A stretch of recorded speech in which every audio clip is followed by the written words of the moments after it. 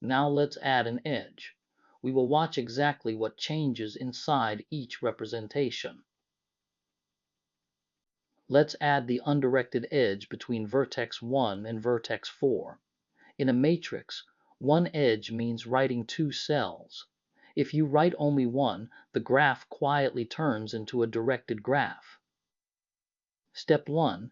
We set him at row 1 column 4 to 1. This green cell is the right. Row 1 now shows the edge to vertex 4, but row 4 does not show it yet. Step 2. We set him at row 4 column 1 to 1. This second green cell is the mirror right. Now row 4 matches row 1, and the matrix is symmetric again. This is the same operation in C, it is just two array rights, so we skip the pseudocode. The function addEdgeMatrix takes the graph and the two vertices, U and V. This line sets G arrow matrix at U times G arrow and plus V to 1.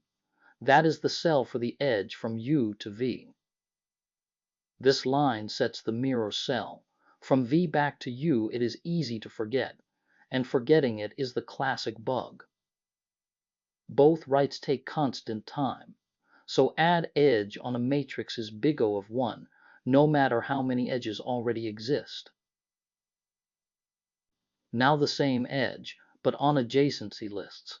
Here one edge means pushing a new node onto each endpoint's chain.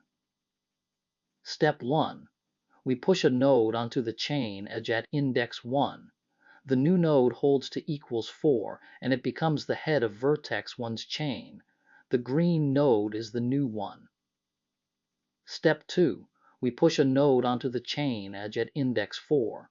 This node holds to equals 1, and it becomes the head of vertex 4's chain. Now both sides record the edge. If you forget the second push, the edge shows up from vertex 1, but is invisible from vertex 4. That is the same bug as the matrix version. This is the list version in C. It is two head inserts. The same splice from the linked list chapter, done twice. The function addEdgeList takes the graph and the two vertices. First it calls xmalloc to allocate one edge node, called A. It sets an arrow to equal V, points an arrow next at the current head G arrow edge at index U, then makes of the new head. So V joins U's chain at the front. Then it allocates a second node called B for the other direction.